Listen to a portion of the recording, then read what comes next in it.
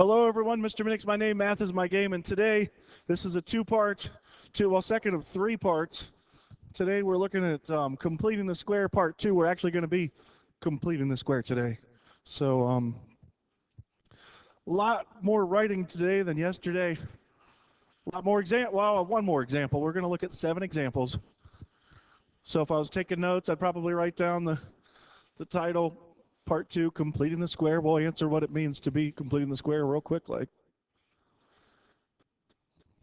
Matter of fact, that's the first bit of notes, what completing the square is, what it means to do. When you complete the square, what you're doing is you're making a psst. So what's it mean to complete the square? It doesn't mean to draw one of these things. That's not the kind of square we're talking about completing, although that is what a square looks like, right? A rectangle, 4 congruent sides. But that's not what we're talking about. We're talking about taking something that's not a perfect square trinomial, taking something like this, x squared plus 4x, and turning this into something that is a perfect square trinomial. That's what we're talking about doing. And perfect square trinomials are nice. They're awesome. They're terrific. They're fabulous. They're my friends because of how they factor. If we had a perfect square trinomial like x squared plus 8x plus 16, the expectation is that you know that factors nicely, that factors quickly, that factors into the square of a binomial. Anybody know what that one's going to factor into, that particular one? X plus something squared, x plus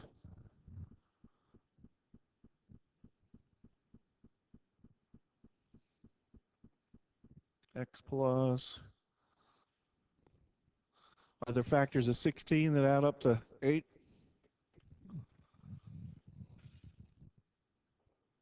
How about 4? So that's going to factor into the quantity of x plus 4, the quantity squared. Okay. Binomial squareds are nice because we can take their square root. In the homework from yesterday, if you attempted it, and you actually attempted it, and those of you who did, I'll give you a high five, a shout out to everybody who actually genuinely did the homework and didn't just write down the answers and didn't just get them from somebody in the other class. If you actually tried this homework, good job. So binomial squareds are nice because we can solve a problem like this blue in here. We can take the square root of what's on the left, and we are left with x minus 3. And we take the square root of 25, and we get plus or minus 5. Okay? And so then we could add the 3 to both sides, and we get x equals 3 plus or minus 5. And then we could carry the ball to the goal line, and we could get our 2 answers of -2 and 8. Okay? So this whole first page is just kind of setting up the theory of what we're going to be doing. We're going to be taking something like this red expression, turning it into something like this green expression, which is a perfect square trinomial. Perfect square trinomials are nice because they factor into a binomial squared, and binomial squareds are nice because we can take their square root. Okay, so that's the whole reasoning behind why we're doing what we're doing today. This skill is very useful, very helpful. If you don't know how to do this skill, in Chapter 5, you're really going to struggle. We have a quiz on Thursday over this, I believe. So yeah, one of those things, probably a good idea to see what we got going on here. Any questions so far? If there's no questions, I guess we'll proceed then. So a perfect square trinomial, just to remind you, this is going to be a question on Thursday's quiz also. What's the general form for a perfect square trinomial? Well, there it is. That's the general form for a perfect square trinomial. I've probably written that on the board 100 times. I'll probably write it on the board 1,000 times before I retire. Perfect square trinomial has, whoa, that box wasn't supposed to be like that. That box is supposed to be translucent, like that. There we go. A squared plus 2ab plus b squared factors into a plus b, the quantity squared. So this is the general form of a perfect square trinomial. It could be like this too.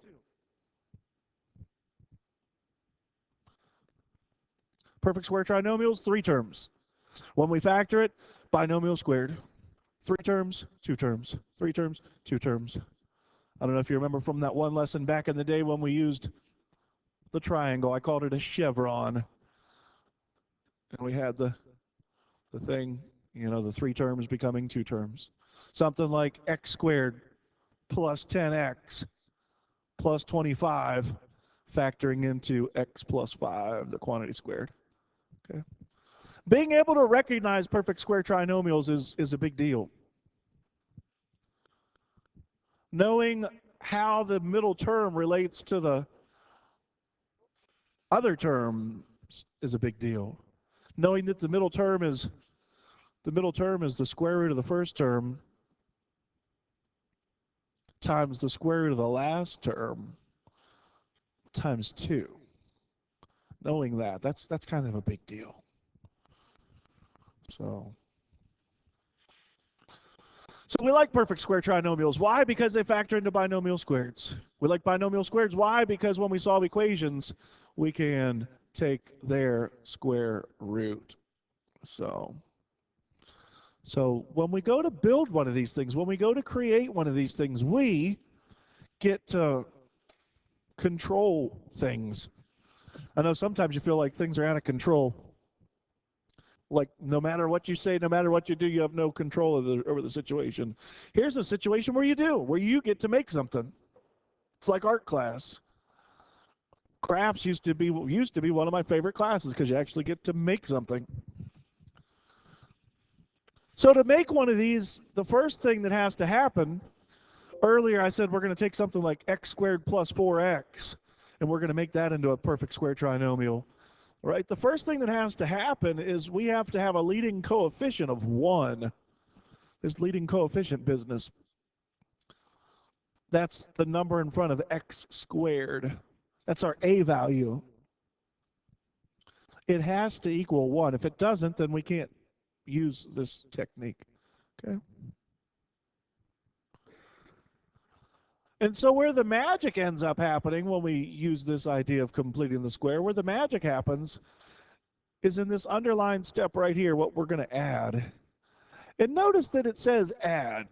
There's no denying the fact we're going to be adding. Because it says we're going to be adding, we're going to be adding. But you can believe that. You can take that to the bank. We're going to add. We're going to add the square of. That's kind of weird. What is he talking about, the square of? The square of. The square of means you're going to have something and it's going to be raised to the power 2. That's what I mean by the square of. That's what I mean by the square of. The square of. You're going to have some exponent of 2. So we're adding the square of something. In math, figuring things out, half of it's just understanding the language. What's he talking about, half the coefficient of the linear term? I guess we got to know what the heck the stupid linear term is that he's talking about. This linear term that he speaks of.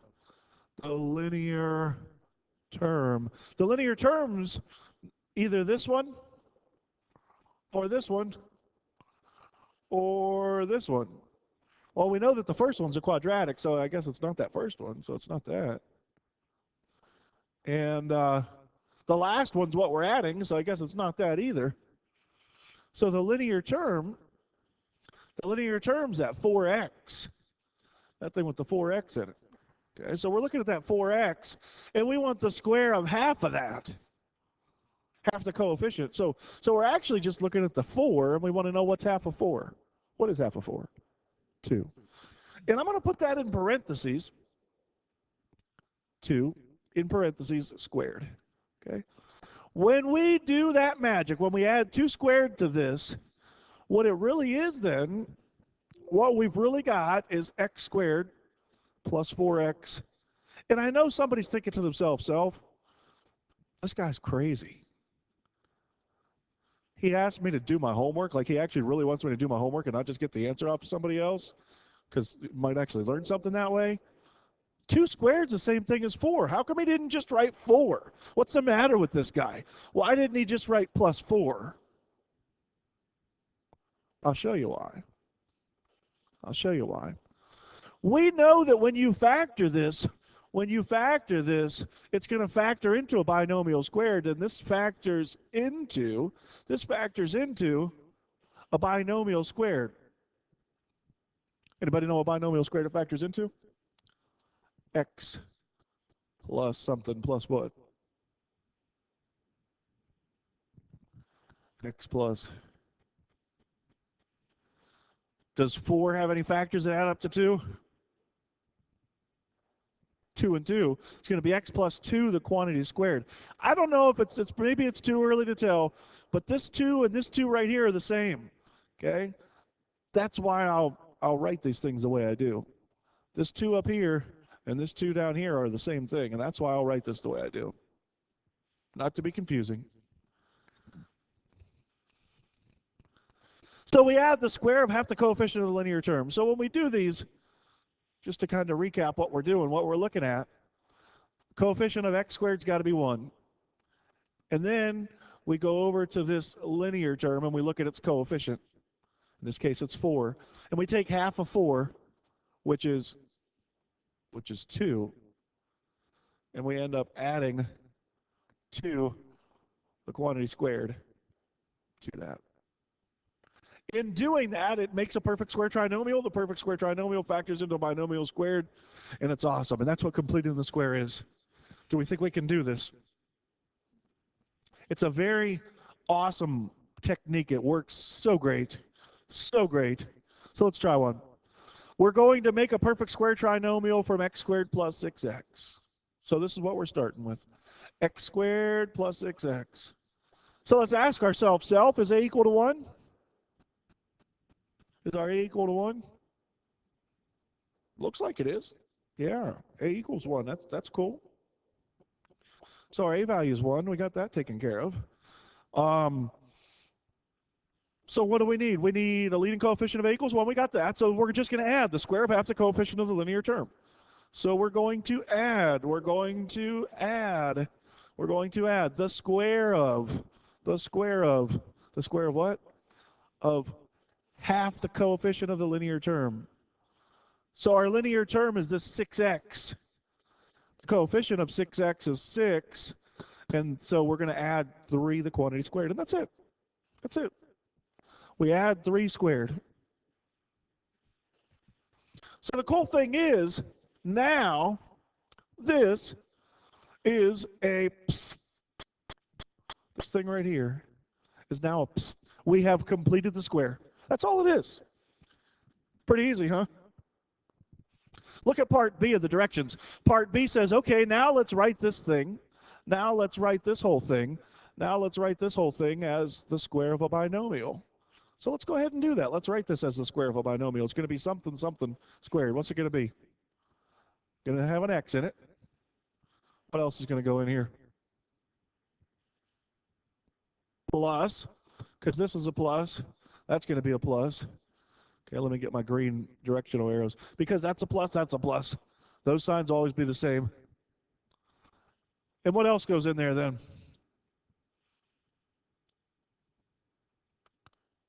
Maybe you didn't catch it from before. It's a 3. Yeah. The reason I set these up is because whatever you put in here, that's going to go in here too. So that was a 3, so that's going to be a 3. So that's going to be a 3. Now, I know some people are thinking to themselves, well, dude, this doesn't make any sense because x plus 3 squared is x squared plus 6, or x squared plus 9, is it? If you take x plus 3 and you multiply it by x plus 3 and you FOIL that out, that's going to be x squared plus 3x plus 3x plus 9, which is x squared plus 6x plus 9. So it's legit. 3 squared is really 9. I write it as 3 squared because writing it as 3 squared tells me that this number in this binomial is going to be a 3. Does that make sense? We doing all right so far? Any questions before we look at example 2? All right, example 2, we're going to make a perfect square trinomial from this. So again, ask ourselves, is a equal to 1? It sure is. Our a is 1. There it is. So we're going to be adding. What are we going to add? The square of the square of what? The square of half the coefficient of the linear term. So my linear term is negative 8x. Negative 8x is my linear term. The coefficient of negative 8x is negative 8. And I'm adding the square of half of negative 8. Well, what the heck is half of negative 8? Half of negative 8. What's that going to be? Anybody? Thank you. Negative 4. Good. Negative 4. So we're adding negative 4 squared. Now, I know you're thinking, dude, why didn't you just write 16? You're thinking to yourself, Mr. Minnick, you're nuts. Why don't you just write plus 16? It's the same thing. It is the same thing, but when I go to the other part of this, when I go to part B, when I go to write this as a square of a binomial, writing it as negative 4 squared helps me understand what my binomial looks like. My binomial is going to be x. Remember what I said before? What goes in here is going to go in here. We put a minus 4 in there. Guess what's going to go down there? A minus 4 goes down there. What do we think? Would it be wrong? Would it be wrong if you wrote this as plus 16? No, it's not wrong. I happen to think that it's handy, that it's helpful to write it as the square of negative 4 squared. Okay, it's the same thing as 16, but I like to write it that way so that I know what my binomial looks like. Doing all right so far? Questions? Okay, we got 7 examples, maybe more. Example 3a. Let's make a perfect square trinomial out of this. Is our a equal to 1? Sure. So what are we going to do? We're going to add. We always add. Take that to the bank. We're always going to add. Add what? The square of. So we're always going to add something squared. So what's going to go into parentheses here? A 6. Nice. And what's our binomial squared going to look like? X plus 6 quantity squared. Would it be wrong? Would it be wrong if we wrote plus 36 here? No, it's not wrong to write that. However, I think that it's handy, more handy, to write, let's look at 12. Half of 12 is 6. To write it as 6 squared, I think it's more handy to write that. Again, I said it before, I'll say it again, because this is what goes in here. Okay? We're starting to get the hang of these? Awesome. Awesome. So let's try one. Ooh. Our A is still 1, so we're still good on the A. Our A is still 1. We know we're going to add something. We know we're going to add the square of. But this time we want half of 3. And don't you dare say 1.5. If you say 1.5, you need to get slapped back into Tuesday. Oh, it is Tuesday. If you say 1.5, you need to get slapped back into Monday. Back into algebra class, algebra 1. It's not 1.5. Please don't use 1.5. For the love of all that is right and sane in mathematics, thou shalt not use 1.5. Use that, and it's not good. It's not 1.5. What is half of 3 then? It's going to be half times 3 over 1. So that's 1 times 3 over 2 times 1, which is 3 over 2. Okay? Fractions happen. I took a week out of class earlier this year with fractions. Fractions happen, and here you go. 3 halves. It's fine. It's not 1.5. It's not 1.5. It's 3 halves, and 3 halves is okay. There's nothing wrong with 3 halves. Would it be wrong to square 3 halves? When we square 3 halves, that's going to be 3 halves times 3 halves, which is going to be 3 times 3 over 2 times 2, which is going to be 9/4. So would it be wrong to write this as 9/4? No, not at all. However, I believe that writing it as 3 halves the quantity squared is much more prudent. It's much better idea, because when we write the square of the binomial, what's our binomial squared going to look like? Down here in these blue parentheses, what's that going to look like? It's going to be an x. And then what? This is plus, so that's going to be plus also. Let's look at what we had before. A 6 up here, a 6 down here. Huh, imagine that. Okay, let's look at the next one. A -4 here, a -4 here. Imagine that, look at that. A 3 here, a 3 here. Okay, so what are we going to put in the parentheses down here then? 3 halves. 3 halves. 3 halves. What do we think? All right. Okay. So we're going to be solving equations here in a second. And when you solve equations, you have to make sure that you keep the equations in balance. Today is election day, probably the most important midterm election in your lifetime. Most of you aren't old enough to vote. I voted this morning, not saying that to brag, I'm just saying I voted because I believe in voting. But whenever you add something to one side of the equation, suppose we add something like 3 squared to the left side of the equation.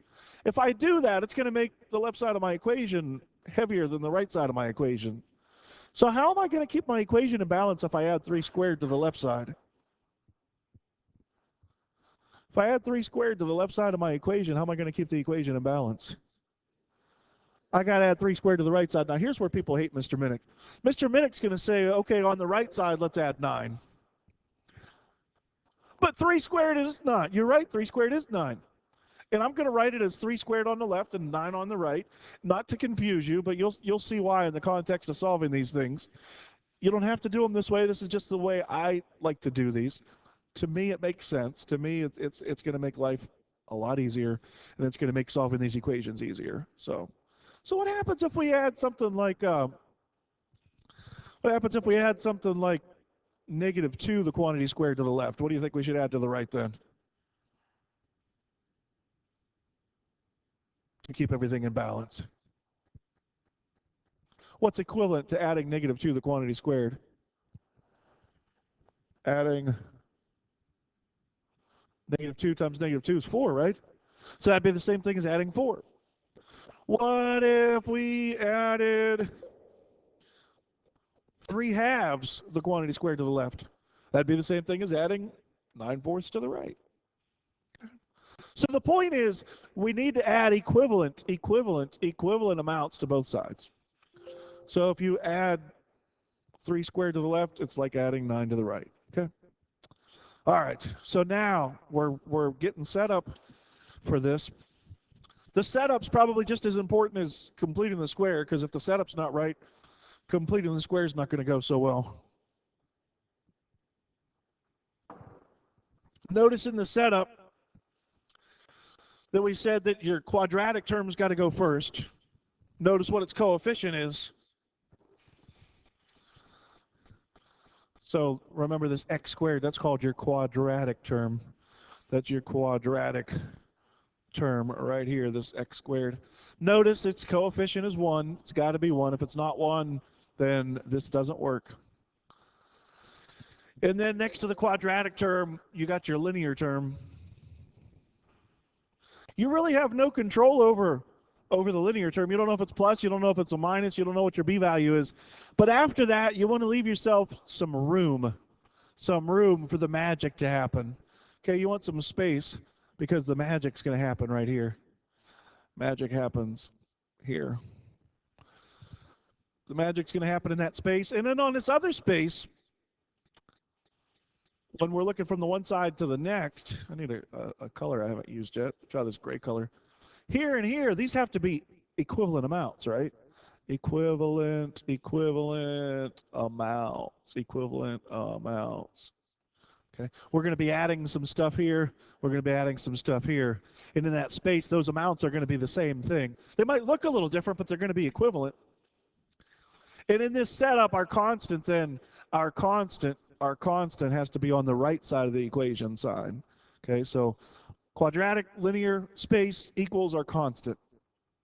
Quadratic linear space our constant. When you have it set up like that, these are going to be real easy. They're going to be just like yesterday's homework, the last couple.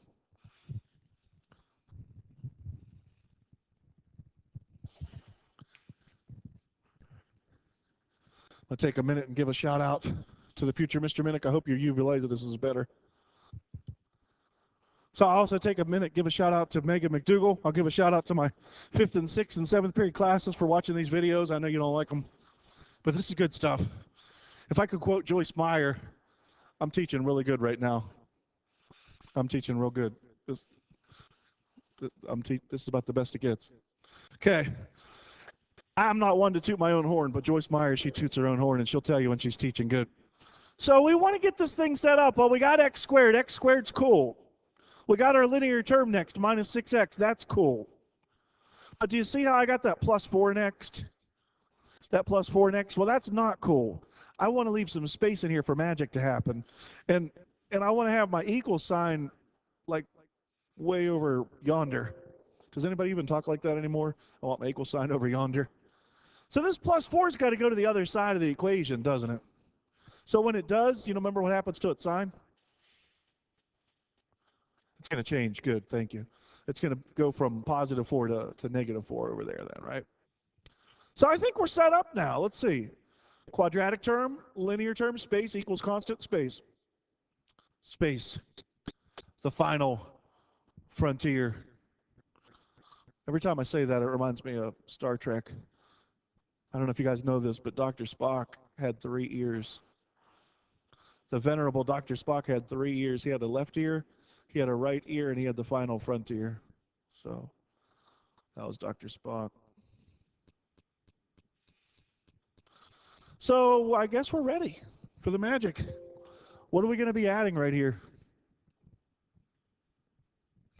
Let's kind of veil this for a minute. Let's forget about that for a minute. What are we going to add?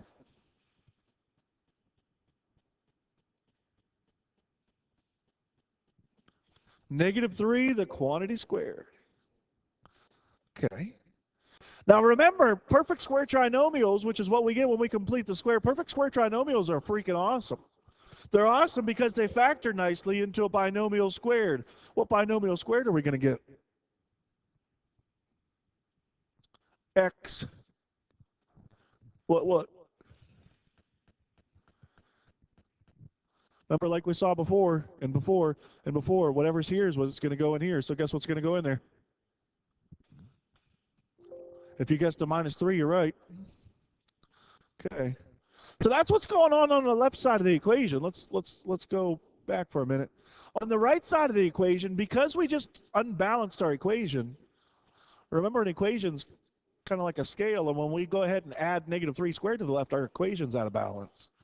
We got to balance our equation back out, don't we? So what are we going to have to do to balance our equation? What are we going to have to do to bring that equation back to level? Oh, let's look back at the scales.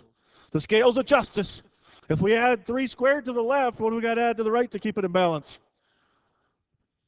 An equivalent amount. What's equivalent to negative 3 squared? 9. So we're going to have to add 9 to the right side to make it balanced. Okay?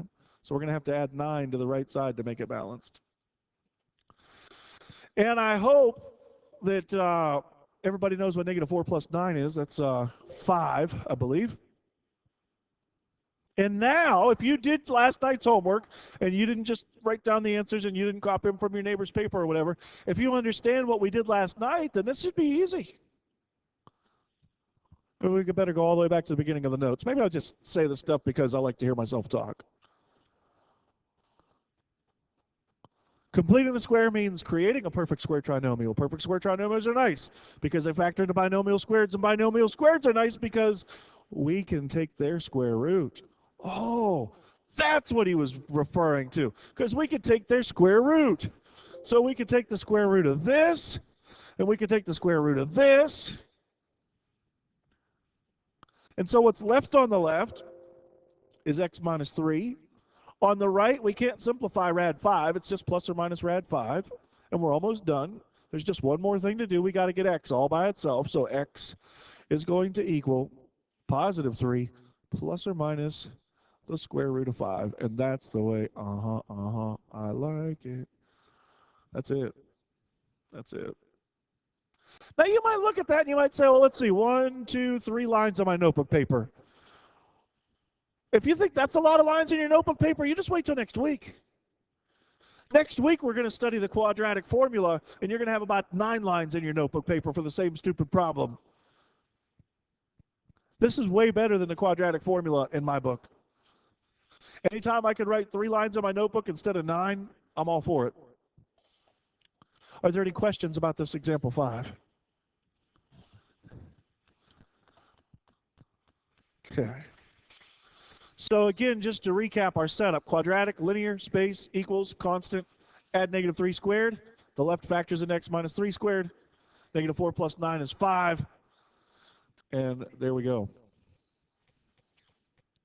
Cool beans. So example 6 then, let's see. Use completing the square to solve this. Our setup isn't quite, well, no, our setup's almost there. Our setup's pretty close. Quadratic, a is 1, that's awesome. Minus 12x. Ooh, I like even b values. I like even b values. I'm going to put a thought bubble up. Note to self, I like even b values. I like even b values. I like when b is even.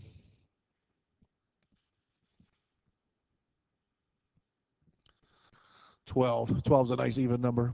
I like that. When b is odd, then you're going to have fractions. But anyway. So setting this up, I just need to leave some space. And then there's that 3. And so I'm going to add. I always add. And I always add. And I add some quantity squared. And I'm going to add an equivalent amount over here. So how much do I add on the left? 6? Or negative 6 to quantity squared? Negative 6 to quantity squared, because half of negative 12 is negative 6. And on the right, I'm going to add an equivalent amount. What's equivalent to negative 6 to quantity squared? Negative 6 to quantity squared, negative 6. Oh, my calculator's not working for me today. It's going to be 36, right? It's going to be the same thing as 36. I'm adding 36 over here. All right. So on the left, then, we made a perfect square trinomial. That's what's awesome. That's what this is all about. We made a pst. In making a pst, we know that a pst becomes some BS. And our BS, it becomes, in this case, is x minus 6 the quantity. And that's going to end up equaling 40. Okay, so our binomial squared is x minus 6 quantity squared. Nice thing about binomial squareds, we take their square root. So we get x minus 6 on the left. We got to bust up 40. We take a 40 square root, and you got to remember how to do this. I know we just did this a couple days ago, but 40. 1 and 40. 2 and 20. 2's not a perfect square. 5 and 8. None of those are, oh, 4. 4, 4, and 10. So 4 is my perfect square. So square root of 40, you still got to remember how to do this. That's going to be what? 2 rad 10, right? 2 rad 10, and I get a plus or minus here. So my final answer, not to be confused with the final countdown, my final answer is going to be 6 plus or minus 2 times the square root of 10. There we go. 3 plus 6 is not 40? Was it 3? Oh, gosh. Thank you for saying something. Well, that's going to change things, isn't it? I guess I need to neck myself. I don't know if that showed up on tape. So 3 plus 36 isn't 40. Well, what is it? 39. So x minus 6 equals plus or minus the square root of 39. Dang it.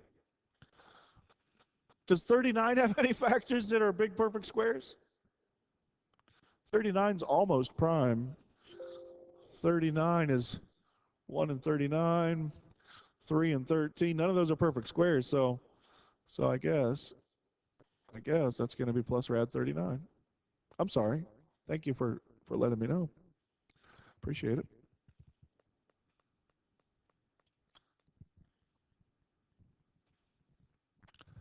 Guess I should go for the coffee. The tank's a little low. Well, we got 7 examples to get to. Here's the last one. Here it is. Use completing the square to solve this one. Oh, man. My gosh. Now, some people call me the Space Cowboy, and some people call me the Gangster Love, and some people call me Maurice, wow, wow, because I speak of the pompatus of love. I don't even know what that means, the pompatus of love. But if I divide everything in here by 3, that's going to make this easy. Because remember, A's got to equal 1. So if I divide a 3 out, that's going to leave behind x squared. 36 divided by 3 is what, 12x? And 18 divided by 3 is 6. And all that's going to equal 0. But this 3, people don't like this. But this 3 doesn't really have any impact on my answer. On Friday, we're going to need to hang on to that 3. But for now, we can just pretend like that 3 never existed. So our setup's going to look like this. X squared plus 12x. I need to leave some space for the magic. That's going to equal, I need to bring my constant of positive 6 to the right side. So that's going to equal negative 6 now, I believe. And now I can do this magic trick. So now I'm going to add the square of half the coefficient of the linear term to both sides. Now I'm going to add 36 to both sides.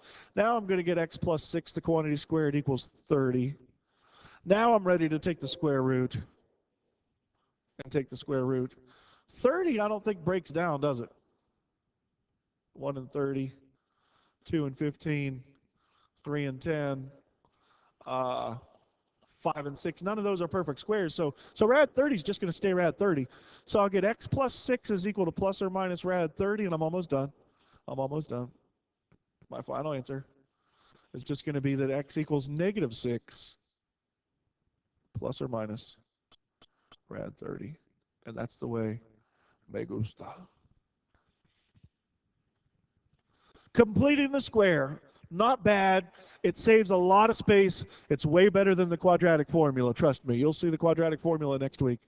It's been real. It's been fun. I hope it's been educational. I hope everybody has a terrific, fantastic rest of their Tuesday. If you're old enough to go vote, go vote. If you're not, encourage anybody who is to do so. See you. Good.